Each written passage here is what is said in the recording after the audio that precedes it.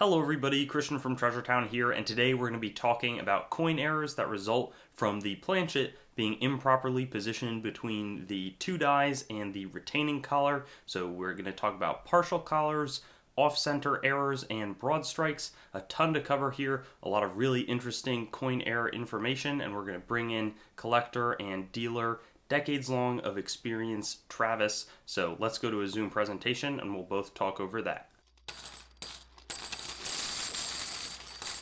So now we're going to start, but we've got the partial collar is going to be first, then we'll get into Broadstruck and off-center errors. So thanks, Travis, for speaking with us today. And what are we talking about here? We've got a partial collar strike Barber $half. Tried to get some cooler examples here. You can see it a little bit sort of in the like 8 to 9 o'clock, but how does a partial collar occur?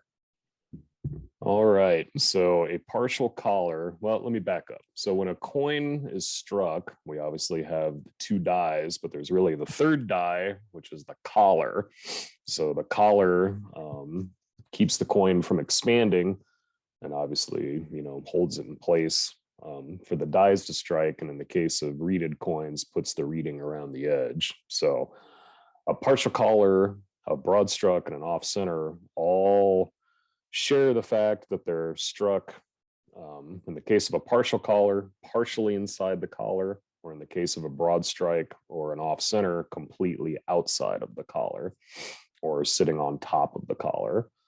So this partial collar here, the planchet would have been fed in, and you can, as you already pointed out, you can really see where it was laying halfway in the collar and halfway outside of the collar. And sometimes the grading services might put tilted partial collar. This one doesn't look tilted to me, but they didn't really indicate, if it is or not. And that would just be that if you were looking at the edge on a non-tilted partial collar error, collectors will usually use the term a railroad rim, where you have, one groove that goes around that is shallower than the other, if that makes sense. And so in a tilted partial collar, part of the coin might be fully resting in the collar while the other half is partially outside of the collar. And if the coin is reeded, then you'll really see that, because it will be, missing the reading on part of the coin and maybe have full reading on the other part. Okay, well, that's all helpful. And I think, we'll maybe move to the next one, but this one's a little bit different, possibly caused by the obstruction or the material that was struck through. And then I assume we see the partial collar sort of on the top of the reverse here.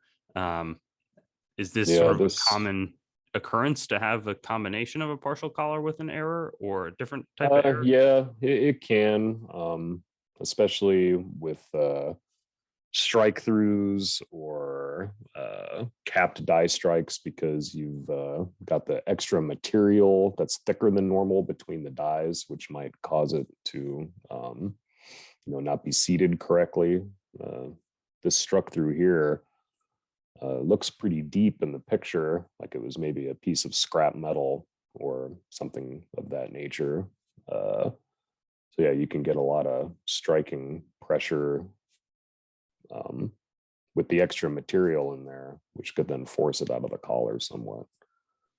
And in terms of a regular penny that just had the partial collar, no struck through, is that even going to be worth $5? Yeah, that would be pushing it probably. They're fairly common, and yeah, not really very valuable. $1 or $2 maybe. Okay, this one is a tilted partial collar. And sorry to cut you off. Did you have a? No problem. Oh no, I was just going to say, obviously, the higher the denomination you get to, and especially when we're talking older stuff like this Morgan dollar, they become much more desirable than, say, just a generic Lincoln cent. So any other comments, or this would just have, you can see the partial collar, you don't see it head on. It's like the toughest one to photograph for slab coins, I'd imagine. Yeah. Is that, does it factor in that we see a slightly thicker or broader rim on one side? Is that as a result, or is that totally unrelated? This is, yeah, definitely related to being a tilted partial collar where it's sort of expanded out a little bit on one side, which would be the side that was not in the collar. But yeah, Mhm. very difficult to see when they're certified like this. Now the Maybe a next one. little easier with these, sorry to interrupt, with these new edge view holders. You can get in there. Obviously, that one's not in one, but they're a little easier now. All errors in general, really, with the edge view holders. I was a big fan of those when the services came out with them. Awesome. I wasn't even familiar with the edge view concept, so I'll have to do a little more research on that myself. I was going to move to the broad strikes unless there was something on the Yeah, partial collars. yeah, Maybe we go through the basics of the broad strike again, and sure. you touched on it, but it's basically the instead of partially out of the collar, it's not in the collar at all. It's yep, completely out of the collar. The level of expansion that you'll see varies greatly. Some coins end up getting very expanded where they're, the diameter is way bigger than normal. And then other times they're just barely expanded at all. And that might just be a difference in striking pressure for whatever reason, or, perhaps die spacing. There's variables obviously that come into play. I think the biggest thing to know about broad strikes and off centers, where they come into play, is that like this coin is labeled as an uncentered broad strike, where you can see it's kind of off center. And the reason why it's not called an off center is because no design elements are missing. So that's in the error collecting world where you make the distinction between an uncentered broad strike to an off center is if there's any elements of design that are not showing on the coin. So Okay. if this particular example had any amount of design not showing, like let's say as an example, the R in the word liberty, maybe part of that wasn't showing, then rather than being called an uncentered broad strike, you might call this thing, 5 or 10% off center. So there's kind of a, not really a gray area, but Yeah. that's where the distinction comes from. This next one also, this it's not hugely broad struck, I guess. Would it be a factor of like the denomination where pennies are going to get broad struck with a say larger off center area, or does the planchet get flattened out a bit? And I assume the planchet sizes are expanding beyond as opposed to anything else happening. But are there Yeah, any? it's kind of, it almost to me doesn't even seem the level of expansion on a broad strike. Almost you can't even count on denomination giving you, large broad strikes or small. It's just kind of it just happens on an individual basis. I think there's really no way to prove this, but a lot of really large broad struck coins might be struck more than one time, Okay. but are perfectly centered, so you don't see that they're struck more than once. But that would also account for a greatly expanded diameter would obviously be that if it's struck more than one time. Interesting. This one is not super expensive, $65, but you don't see Broadstruck coins floating around. Is this a cheaper example, or are Broadstruck? Yeah, this is definitely a cheaper example. If this was more expanded and larger in diameter, I'm sure you would have seen a higher price on this. So the broad strikes, the bigger they are, definitely the more that they're worth, Okay. any denomination. This one is labeled as a huge broad strike. I don't know if the term huge is something you're looking out for. And then Yeah, obviously there's more than that in terms of being Brockage. You can see the yeah. the columns and then a T down there. But the broad strike itself, do broad strikes often combine with other error types, or is it just an anomaly? Often, yes, especially with brockages and indents. They often will come uh, with a corresponding broad strike. That label huge there that PCGS used is just, it's not a unit of measurement or anything. It's just, how they decided to describe the error. So sometimes they'll say huge when it's greatly expanded, like this example is. And part of the reason why it expanded so large, and you can see the two splits in the planchet, is because of that other struck coin that was sitting on top of it while Yeah, it are got struck. are split planchets common? I assume it would happen a lot less with the broad strikes as opposed to off centers, but does that happen a lot on these broad strikes? Yeah, oftentimes with these large, especially when they're brockaged or indented, and there's even this one kind of has the shape, but these get into the mushroom shape, which a lot of people like, and you'll often find them described that way for sale, as they'll call them a mushroom strike for the obvious reason that it kind of resembles a mushroom. Very, very cool. Yeah, Wasn't aware of that. yeah, This one on the holder, it said Broadstruck out of collar. Now, all of these seem to, the definition is being out of collar. So is that just yes, putting something on the yep. holder to fill the space, or why is that on the holder? Yeah, I'm not quite sure why they would have decided to spell all that out, but yeah, every Broadstruck coin is out of the collar. Okay, good to confirm that. This one's our last Broadstruck one. Then we'll get into a few off centers. Is the PL? You don't probably see too many Morgan dollar errors. I know those are way pricier. Is there anything Yes. beyond that making this a special coin, or have you seen a lot of coins like this? Yeah, Morgan dollars, off centers.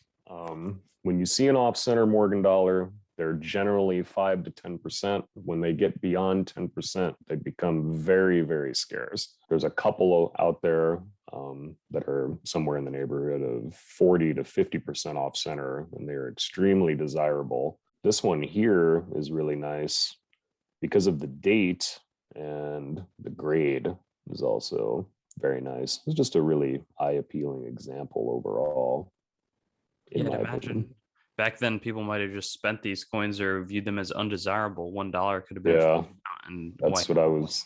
Yeah, I didn't. That's where I was going to go, is with things that are 100 errors that are 100 years old like this. People just didn't value errors back then, and yeah, it's highly likely to be spent or circulated somewhat before somebody decides to set it aside. So the grade on this one is really nice. Awesome. One thing I felt bad about, we'll talk about some of the more common examples that are trading for very small amounts, because off centers seem to be a great way to get into error collecting. They're quite cheap. I Definitely. purchased a few from you. Yes. This one, like how do these occur?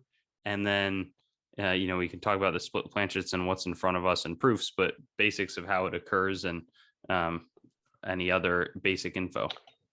Sure. So, kind of like I touched on before, the planchet was misfed. Generally speaking, error collectors like off centers that are between 25 to 75%, and coins that are dated. So the date thing kind of goes without saying, of why it would be desirable. The amount off center is usually, the thinking is that at 25 to 75% off center, you have a good portion of design elements still visible, but also a large amount of unstruck planchet. So you really get a nice visual presentation, kind of like this 30% off center dollar that we're looking at here, where you get most of the design visible, and that's really nice. This particular coin we're looking at here, the splits in the planchet are just from striking pressure. So these were caused during the strike, just from excessive pressure on the planchet itself without being contained by the collar. Okay. And this would be on the way upper end as far as cost of acquiring an off center. But like you said, like off center cents, nickels, dimes, from the mid to late 60s to 2001, especially like on eBay, can be had very inexpensively. generally $50 or less per coin. Quarters, half dollars, dollars, older type coins, they become a lot more expensive. But if you were just looking to get an off-center example, a cent is a good way to go, just because they're plentiful. You can usually get one raw for under $20. Yeah, no, I always think it's a great price point. And Yeah, interesting enough, there's some like little lamination errors that can be had super cheap, or like you were saying, a little partial collar, but that doesn't really have the eye appeal of a nice 20 or 30% off center cent yeah. that's circulated, even that costs 10, $15. I know the next one, again, I feel bad for not having any normal coins. We have a super sweet 1700s half cent, but I Yeah, guess.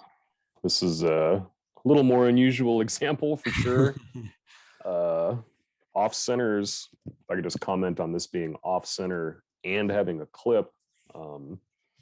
For modern coins, these are not too uncommon to come across. And to me, they are really visually appealing, just because you have the planchet error combined with the striking error. And I have no evidence of this, but I've often thought that when a planchet is incomplete, that might contribute to it being struck off center because it can't feed in properly due to the fact that it's misshaped. Personally, I really like off centers in combination with clips of any type, curved, straight, ragged. And they can usually be found fairly inexpensively as well. Like in the case of a Lincoln cent, say that resembled this piece that we're looking at here, you could probably, if you hunted around, pick one up for, a couple $100 or less. Yeah, And, no, that'd be nice. they're really visually appealing for not that much money. Yeah, our last one probably is like the king of the off center coins. Again, on the higher end, Yes. $80,000 for a double eagle. Really cool. Yeah.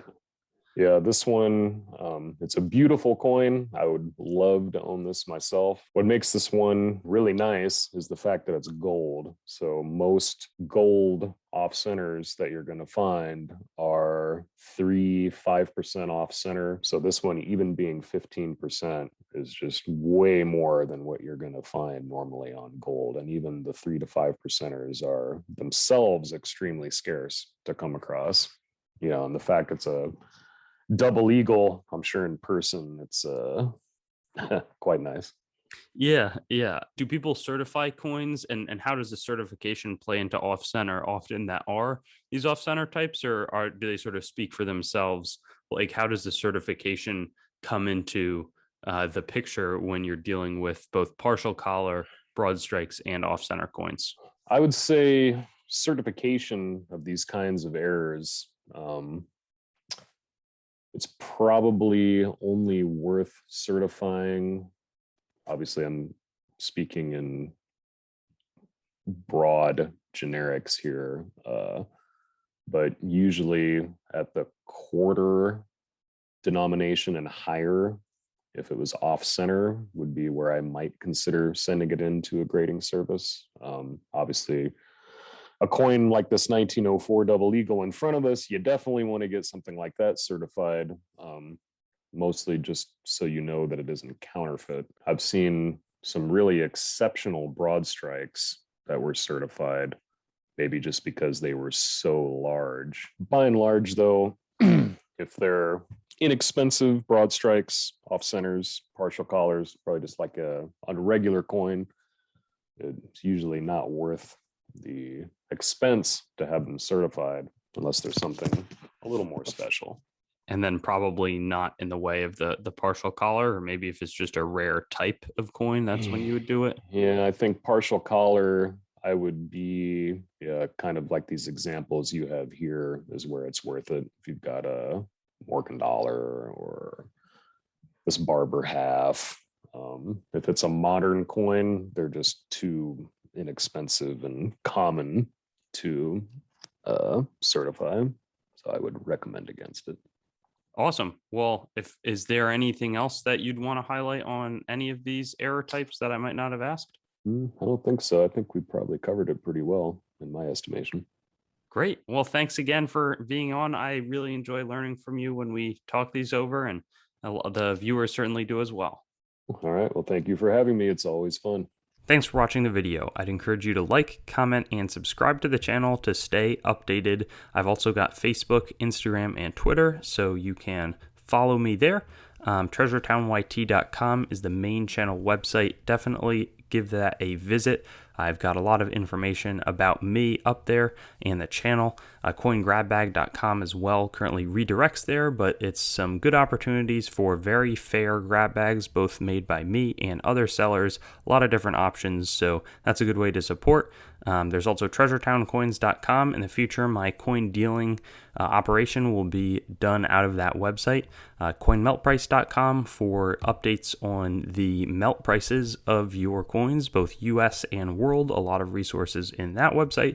And then CoinsMetalsCards.com being developed right now as a marketplace and news source for coins, metals, cards, and collectibles in general. So I'll see you on my future videos. Looking forward to seeing you there and hope you have a good day.